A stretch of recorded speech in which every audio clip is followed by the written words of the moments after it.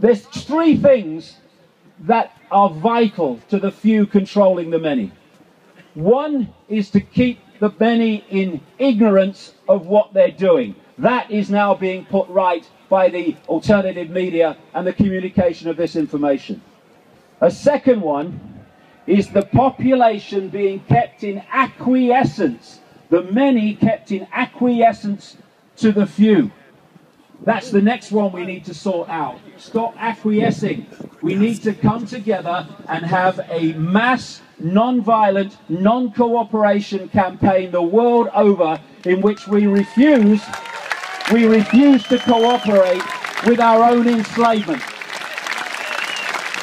Because only if we refuse to cooperate with our own enslavement is it possible for the few to do this to the many. And there's the third thing they absolutely desperately want.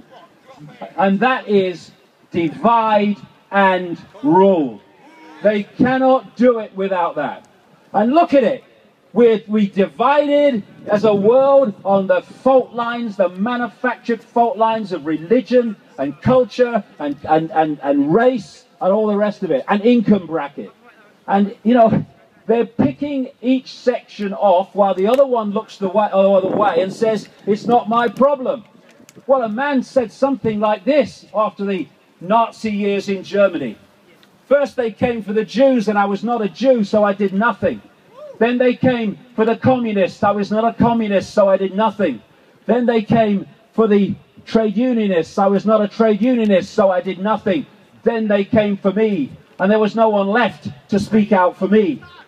That is what they're doing now. Oh, it's the Muslims. Let's demonize the Muslims. Let's demonize the poor. Let's demonize people with one bedroom too many when they're on benefits. Let's demonize everyone. Turn the rest of them against them, and when the demonized ones have been picked off, then we'll come for you. This is what is happening, and we need to come together. Open the heart, open the mind, irrespective of religion, race, I don't care. We are all one consciousness having different experiences.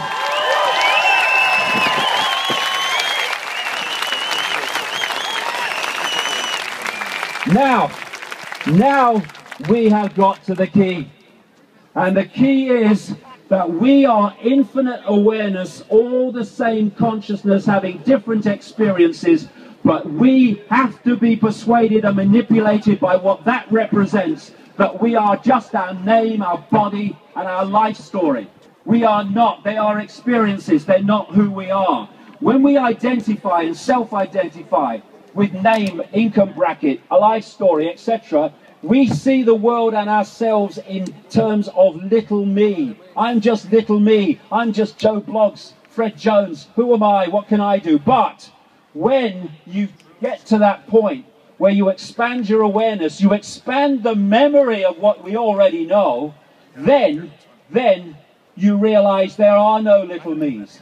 There's only a perception, here we go again, of little me. And we must keep that perception if we're going to be controlled by the few. We are infinite awareness, all that has been, ever can be, and ever anything can be. The same single awareness. We need to stop fighting each other and come to this conclusion.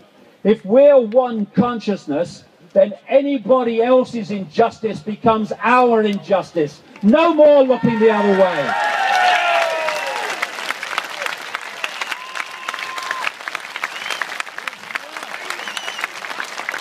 You know, it's so simple.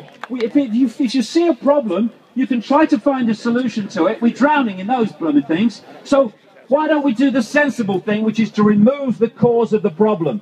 The cause of the problem is we have been having our perception programmed into little me, and we've forgotten that we are infinite awareness. All that it can be, is, and ever will be. Therefore, to remove the cause of the problem, we start to self-identify again. Who is I? What is the I? No, it's not Charlie Jones. It's infinite awareness, infinite power, infinite love, infinite capacity to dictate our own reality instead of having it dictated to us. This is the power we have. We have the power. That's a house of cards. The people it's manipulating, silly sods, are the ones that are holding it up there. We need to stop doing that, and there'll be a very loud bang, and it will be over. And this is a major, major step to that loud bang. We're reaching now, you know, I don't quote Churchill very much for many reasons, but one thing he said, I think it was in 1942 at the State of the War, he said, "This is not the end, nor even the beginning of the end, but it is perhaps the end of the beginning." I suggest that this moment marks the end of the beginning.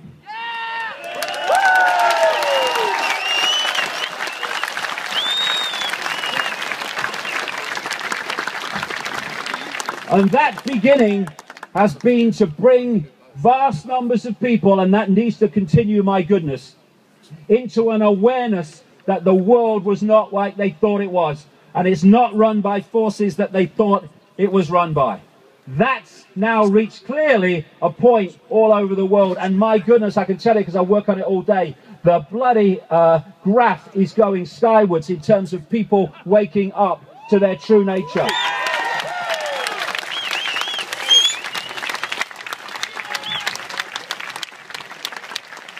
And now, along with continuing that, we need to go to stage 2. And that is to cease to acquiesce and cease to submit with that which we're now aware of. No more fear of authority. No more fear of anything.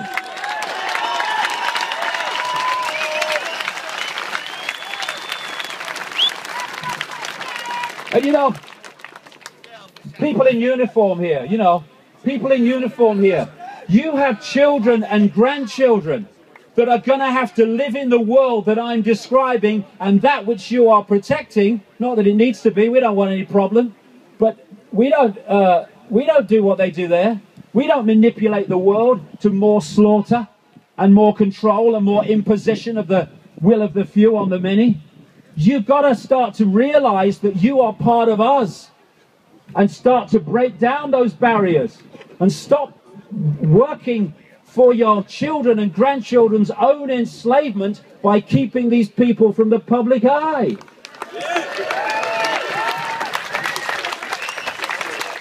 I say that to soldiers, troops, you're going abroad to lands with brown faces and you are devastating them, not for your country, but for those that are controlling your country, dictating to your country, and seeking to enslave your country for your children and grandchildren. Put your weapons down. Refuse to do it. This is the next stage where we stop playing a part in the enslavement of ourselves. And you know, there was a mantra song that I came across a long time ago, which just had 4 lines, so appropriate now. It went, we are the power in everyone. We are the dance of the moon and the sun. We are the hope that will never hide. We are the turning of the tide. And so we are. And it's so clear today that that tide is starting to move. And this is the last thing I'll say in terms of where we're at, to put it in perspective.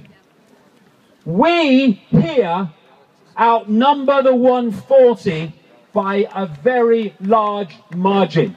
Let's just visualize that. People here in front of me massively outnumber the 140 who are orchestrating the direction of the world on behalf of masters that they are terrified of. Now, take this and imagine 7 billion people, and those 140 are doing that to them. What did I say? What did I say earlier? The world is mad. The world is a complete inversion of itself. And what we need is a peaceful, non-cooperative campaign. The non-comply dance, as I call it. Peaceful because we ain't joining them.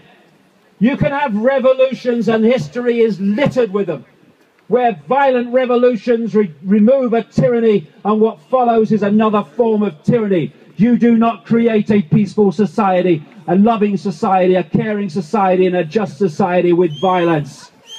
We can do this peacefully, and we have the numbers. As the poet Shelley said, rise like lions after slumber, with unvanquishable number. Shake your chains to earth like dew, which in sleep have fallen on you. Ye are many, they are few.